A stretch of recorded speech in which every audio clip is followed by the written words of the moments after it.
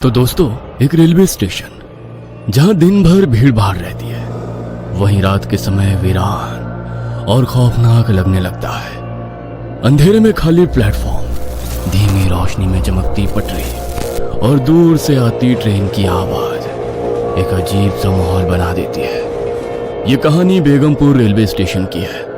ये स्टेशन दिन में आम रेलवे स्टेशनों की तरह ही व्यस्त रहता है। हर घंटे ट्रेनें आती जाती रहती हैं, यात्री प्लेटफॉर्म पर दौड़ते रहते हैं और अनाउंसमेंट की आवाज चारों ओर गूंजती रहती है। लेकिन जैसे ही सूरज ढलता है और रात का अंधेरा घिरता है, ये स्टेशन किसी और ही दुनिया का हिस्सा लगने लगता है। रात में यहाँ कोई भी ट्रेन रुकती नहीं। सभी ट्रेनें तेजी से इस स्टेशन को पार कर जाती हैं, मानो कुछ ऐसा हो जिसे छूने से वे भी डरती हों। प्लेटफॉर्म नंबर 3 की ओर तो कोई देखता भी नहीं, क्योंकि यहाँ के लोग कहते हैं कि वहाँ कोई और भी मौजूद है, कोई ऐसा जो अब भी अपनी आखिरी ट्रेन पकड़ने की कोशिश कर रहा है। करीब 5 साल पहले इसी स्टेशन पर एक दर्दनाक हादसा हुआ था। इस घटना के बाद से ही कुछ अजीब चीजें होने लगी। ये कहानी एक ऐसे रेलवे स्टेशन की है जहाँ देर रात रुकने की हिम्मत कोई नहीं करता। अब आप इस कहानी को एक अफवाह मान सकते हैं या सिर्फ एक पुरानी दंत कथा, लेकिन ये कहानी उन घटनाओं पर आधारित है जो एक रेलवे कर्मचारी अजय ने खुद अनुभव की थी। अगर आप इस स्टेशन के प्लेटफॉर्म नंबर 3 पर रात के समय अकेले खड़े हों, तो शायद आप भी वही महसूस करें जो अजय ने किया था। अजय एक रेलवे कर्मचारी जिसने पिछले 12 सालों से भारतीय रेलवे में काम किया था। कुछ महीने पहले ही उसकी ट्रांसफर बेगमपुर रेलवे स्टेशन पर हुई थी। उसे रेलवे ट्रैफिक कंट्रोलर के रूप में तैनात किया गया था और उसकी ड्यूटी थी कि वो रात की आखिरी ट्रेन के गुजरने के बाद स्टेशन ऑफिस को बंद करे।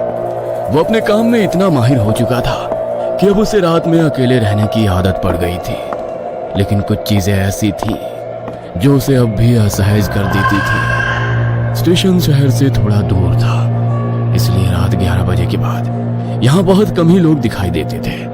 लेकिन कुछ कर्मचारियों और लोगों में ये चर्चा थी कि आधी रात के बाद प्लेटफॉर्म नंबर 3 पर अजीब चीजें होती हैं। कुछ कहते थे कि वहां किसी की परछाई दिखती है, तो कुछ को ऐसा लगता था कि वहां से किसी के चलने की आवाजें आती हैं। एक दिन अजय ने अपने एक साथी रमेश से पूछा, ये प्लेटफॉर्म नंबर 3 वाली बातें सच है या लोग बस मजे ले रहे हैं?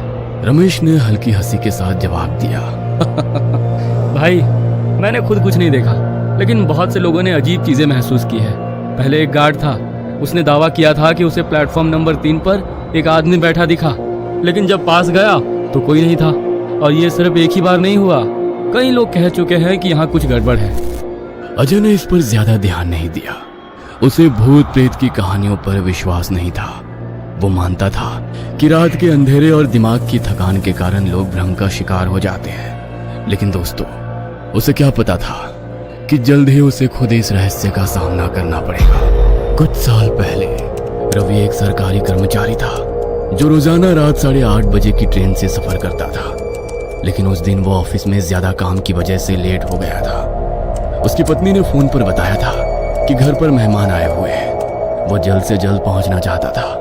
भागते भागते जब वो स्टेशन पहुंचा, तब तक ट्रेन धीरे धीरे शुरू हो गई थी। जल्दबाजी में उसने दौड़कर ट्रेन पकड़ने की कोशिश की, लेकिन प्लेटफॉर्म गीला था, जिससे उसका पैर फिसल गया और वो सीधे पटरी पर गिर गया। संतुलन बिगड़ने के कारण वो फिसल गया और पटरी पर गिरते ही ट्रेन के नीचे आ गया। यह हादसा रात के 10:30 बजे हुआ था और उस समय प्लेटफॉर्म पर मौजूद एक बुजुर्ग चाय वाले ने इसे अपनी आंखों से देखा था। चाय वाले के मुताबिक ट्रेन के गार्ड और कुछ यात्री मदद के लिए दौड़े, लेकिन तब तक बहुत देर हो चुकी थी। इस घटना के बाद स्टेशन पर यह अफवाह फैलने लगी कि रवि की आत्मा अभी भी प्लेटफॉर्म नंबर 3 पर भटकती है। कई यात्रियों ने बताया कि उन्होंने देर रात यहाँ किसी आदमी को बैठे देखा, लेकिन जैसे ही पास गए वो गायब हो गया। कुछ ने यह भी कहा कि ट्रेन के गुजरने के बाद पटरी पर सफेद कपड़ों में एक परछाई खड़ी दिखाई देती थी। उसके बाद से हर रात प्लेटफॉर्म नंबर 3 पर कुछ अजीब घटनाएं होने लगी। लेकिन अजय इन बातों पर विश्वास नहीं करता था। उसके लिए ये सब बस अफवाहें थी। एक रात अजय की ड्यूटी अकेली थी। आमतौर पर स्टेशन पर 2 कर्मचारी मौजूद रहते थे, लेकिन उस दिन उसके साथी रमेश ने किसी फैमिली फंक्शन के लिए छुट्टी ली थी। इसलिए पूरी जिम्मेदारी अजय पर थी कि वो आखिरी ट्रेन गुजरने के बाद स्टेशन ऑफिस को ताला लगाए और सिग्नल कंट्रोल की रिपोर्ट अपडेट करे। रात के 1:45 हो चुके थे और आखिरी ट्रेन प्लेटफॉर्म नंबर 1 से गुजरने वाली थी। अजय ने अपनी घड़ी देखी और फिर सिग्नल पैनल की तरफ देखा। ट्रेन के गुजरने से पहले उसे ट्रैक क्लियर करना था। कुछ ही मिनटों बाद इंजन की रोशनी दूर से चमकने लगी और ट्रेन की सीटी की आवाज गूंज उठी। जैसे ही ट्रेन स्टेशन पार कर गई, अजय ने राहत की सांस ली। अब बस कुछ कागजी काम निपटाने थे और फिर वो स्टेशन की लाइटें बंद करके घर जा सकता था। उसने अपनी सीट पर बैठकर रजिस्टर खोला और ट्रेन की रिपोर्ट भरने लगा। लेकिन तभी उसे प्लेटफॉर्म नंबर 3 से किसी के बोलने की आवाज सुनाई देने लगी। पहले तो उसे लगा कि शायद ये हवा का असर है, लेकिन कुछ ही सेकंड में आवाज और स्पष्ट हो गई, जैसे कोई किसी से बातें कर रहा हो।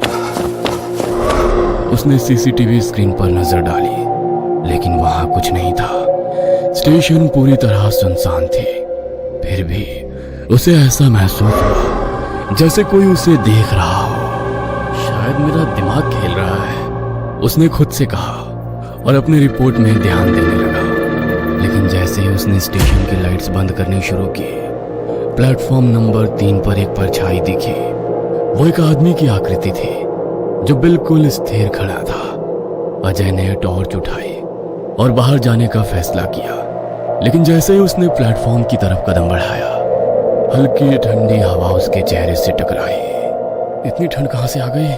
हाँ, उसने सोचा। जैसे ही वो प्लेटफॉर्म पर पहुंचा, वहां कोई नहीं था, लेकिन उसे ऐसा लगा जैसे अभी अभी कोई वहां खड़ा था कि तभी अचानक उसे पीछे से किसी के चलने की आवाज आई। उसने तुरंत पलट कर देखा, लेकिन वहां कुछ भी नहीं था। अब उसका दिल जोर जोर से धड़कने लगा था। इस पल को उसने अपने चारों तरफ नजर दौड़ाई, लेकिन स्टेशन पूरी तरह खाली था। यह सब मेरे दिमाग का भ्रम है। हाँ, अजय ने खुद को समझाने की कोशिश की, लेकिन अंदर ही अंदर वो अब डर महसूस करने लगा था। वो तेजी से वापस स्टेशन मास्टर के केबिन की ओर भागा और दरवाजा बंद कर लिया। अंदर आते ही उसने गाड़ी देखी। रात के ठीक 1 बज चुके थे। उसने कुछ देर तक गहरी सांस ली और अपने काम में वापस जुटने की कोशिश की, लेकिन उसे यह एहसास होने लगा था कि जो भी हो रहा था वो सिर्फ उसका भ्रम नहीं था। कुछ तो था जो स्टेशन पर मौजूद था। इस रात की घटना के बाद अजय काफी परेशान रहने लगा। उसे यकीन हो गया था कि जो कुछ भी उसने देखा और महसूस किया वो सिर्फ उसकी कल्पना नहीं थी। उस रात के बाद से वो ठीक से सो नहीं पाया। जब भी वो आंखें बंद करता, उसे प्लेटफॉर्म नंबर 3 पर खड़ा वो साया याद आता। अगली शाम ड्यूटी के दौरान अजय ने अपने साथी रमेश से इस घटना का जिक्र किया। रमेश, कल रात कुछ अजीब हुआ था। प्लेटफॉर्म नंबर 3 पर कोई खड़ा था, लेकिन जब मैं पास गया तो वो गायब हो गया। मैंने किसी की आवाज भी सुनी। रमेश ने हंसते हुए कहा। अजय, रात की शिफ्ट में अकेले होते होते तेरा दिमाग खराब हो गया है। नहीं यार, मैं मजाक नहीं कर रहा। कुछ तो है वहां। तू भी तो यहाँ काफी वक्त से काम कर रहा है ना? क्या तुझे कभी कुछ अजीब नहीं लगा? रमेश थोड़ी देर तक चुप रहा, फिर बोला, सच कहूं तो मैंने कभी खुद कुछ ऐसा महसूस नहीं किया, लेकिन कई लोगों से सुना है कि प्लेटफॉर्म नंबर 3 पर रात में मत जाना। मैंने इसे अफवाह समझकर कभी ध्यान नहीं दिया। रमेश की बातें सुनकर अजय संतुष्ट नहीं था। उसने स्टेशन के आसपास के कुछ पुराने दुकानदारों से भी बात की। स्टेशन के बाहर चाय की दुकान चलाने वाले बुजुर्ग रामलाल ने कहा, बेटा, मैंने खुद उस रात रवि को ट्रेन में चढ़ने की कोशिश करते हुए देखा था और फिर उसकी दर्दनाक मौत। उसके बाद से कई लोगों ने उसे रात के वक्त स्टेशन पर देखा है। कुछ कहते हैं कि वो अब भी आखिरी ट्रेन पकड़ने की कोशिश कर रहा है। अब अजय को पूरा यकीन हो गया कि ये कोई मनगढ़ंत कहानी नहीं थी। अजय डर से बीमार पड़ने लगा और एक दिन ड्यूटी पर नहीं आया। रमेश उस रात नाइट शिफ्ट में अकेला था। उस रात करीब 1 बजे रमेश ड्यूटी कर रहा था। जब उसे प्लेटफॉर्म नंबर 3 से अजीब आवाजें सुनाई दी। पहले उसने इसे नजरअंदाज किया, लेकिन जब आवाजें तेज होने लगी तो उसने हिम्मत जुटाकर वहां जाकर देखने का फैसला किया। जैसे ही वो प्लेटफॉर्म पर पहुंचा, उसे ठंडी हवा का झोंका महसूस हुआ। फिर उसे दूर एक बेंच पर कोई बैठा दिखा। कौन है वहां? स्टेशन बंद हो चुका है। रमेश ने जोर से कहा, लेकिन वो व्यक्ति नहीं हिला। रमेश ने टॉर्च लगाकर उस पर रोशनी डाली और वो आकृति अचानक गायब हो गई। रमेश डर के मारे भागा और ऑफिस बंद करके घर चला गया। अगली सुबह वो अजय के घर गया। अजय, मैंने उसे देखा तो सही कह रहा था। अब दोनों को एहसास हुआ कि जो कुछ हो रहा था वो सच था, लेकिन स्टेशन मास्टर और अन्य अधिकारी उनकी बातों को मजाक समझते थे। धीरे धीरे अजय और रमेश की हालत बिगड़ने लगी। हर रात ड्यूटी पर जाना मुश्किल हो रहा था। उन्हें लगातार ऐसा लगता था कि कोई उनकी हर हरकत देख रहा है। कभी कभी तो टेलीफोन अपने आप बज उठता, लेकिन जब वे रिसीवर उठाते तो दूसरी तरफ सिर्फ भारी सांसों की आवाज सुनाई देती। उनका मानसिक तनाव इतना बढ़ गया कि उन्होंने स्टेशन मास्टर से नाइट शिफ्ट बदलने की गुजारिश की, लेकिन किसी ने उनकी बात को गंभीरता से नहीं लिया। अजय अब पूरी तरह परेशान हो चुका था। उसे समझ नहीं आ रहा था कि आखिर ये आत्मा उसे और रमेश को ही क्यों परेशान कर रही थी। अब सवाल था कि अब इस डर को सहकर यहाँ काम करते रहेंगे या फिर किसी तरह इससे छुटकारा पा सके। उसने तय किया कि अब वो इसका हल निकालेगा। अगले ही दिन अजय ने कुछ स्थानीय लोगों और अपने पुराने सहकर्मियों से बात की। लोगों ने उसे समझाया कि जब आत्माएं किसी जगह पर बंधी होती है तो वे कभी कभी वहां रहने वाले लोगों से संपर्क करने की कोशिश करती है, लेकिन अजय को यकीन नहीं हुआ। आखिरकार उसने परवेज अंसारी नाम के एक पैरानॉर्मल इन्वेस्टिगेटर से संपर्क किया। अजय को उसके बारे में स्टेशन के पास वाले एक पुराने दुकानदार से पता चला था। उसने बताया था कि अगर कोई इस रहस्य को सुलझा सकता है तो वो परवेज ही है, जो पहले भी कई रहस्यमयी घटनाओं की जांच कर चुका था। परवेज ने स्टेशन पर आकर कुछ जांच पड़ताल की और वहां कुछ अजीब चीजें महसूस की। यह आत्मा अशांत लग रही है। लगता है कि इसे इस दुनिया से जाने नहीं दिया गया, उसने कहा। अजय ने उसे रवि के बारे में बताया, कैसे वो आखिरी ट्रेन पकड़ने की कोशिश में मारा गया था। यह आत्मा इसलिए यहाँ अटकी हुई है क्योंकि इसे अपने जाने का एहसास ही नहीं हुआ। हो सकता है इसे अभी भी लगे कि वो ट्रेन पकड़ सकता है। इसे मुक्ति देने के लिए हमें इसकी आखिरी इच्छा को पूरा करने का कोई तरीका ढूंढना होगा, परवेज ने समझाया। परवेज ने कुछ दिनों तक स्टेशन पर रहकर डिटेल में जांच की। उसने वहां कई बार EVP electronic voice phenomena record करने की कोशिश की और कुछ विचित्र आवाजें कैद भी हुई। लेकिन जो सबसे चौंकाने वाली बात थी वो ये कि आत्मा केवल उन्हीं लोगों को परेशान कर रही थी जो भूत प्रेत पर विश्वास नहीं करते थे। यह आत्मा उन लोगों को निशाना बनाती है जो इसे झूठ समझते हैं। जैसे ही कोई इसे नकारता है, ये उन्हें एहसास कराने की कोशिश करती है कि वो वास्तव में यहाँ है। परवेज ने अजय और रमेश को समझाया। अजय को अब समझ में आया कि क्यों उसे और रमेश को ही ये सब अनुभव हुआ था। वे दोनों ही शुरुआत में इन चीजों पर विश्वास नहीं करते थे और हर घटना को दिमाग का भ्रम मानकर टालते रहते थे। लेकिन जैसे जैसे उन्होंने इसे नकारा, आत्मा ने खुद को और ज्यादा प्रकट करना शुरू कर दिया।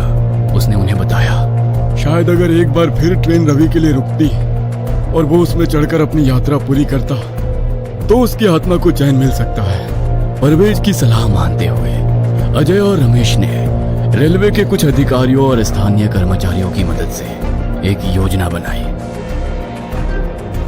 वही समय चुना गया जब रवि की मौत हुई थी।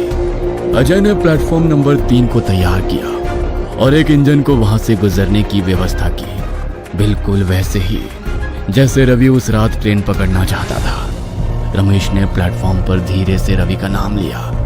रवि, तुम्हारी ट्रेन आ गई है, अब तुम जा सकते हो। जैसे ही इंजन की रोशनी प्लेटफॉर्म पर पड़ी, अजय और रमेश को एक परछाई सीढ़ियों से उतरती दिखी, सफेद कपड़ों में, धीरे धीरे ट्रेन की तरफ बढ़ती हुई। परवेज ने प्रार्थना शुरू की और सभी ने सिर झुका लिए।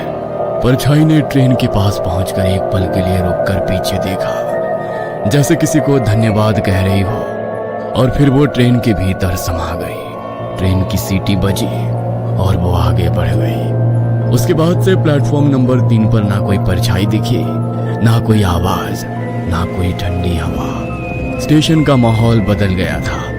वहां अब सन्नाटा नहीं बल्कि एक अजीब सी शांति थी। अजय और रमेश ने भी राहत की सांस ली। वे जानते थे कि अब रवि अपनी मंजिल तक पहुंच चुका है। हर जगह की अपनी एक कहानी होती है, लेकिन कुछ कहानियां कभी खत्म नहीं होती। अगर आप किसी भी रहस्यमयी जगह पर हो और आपको कुछ असामान्य महसूस हो तो उसे नजरअंदाज मत करें।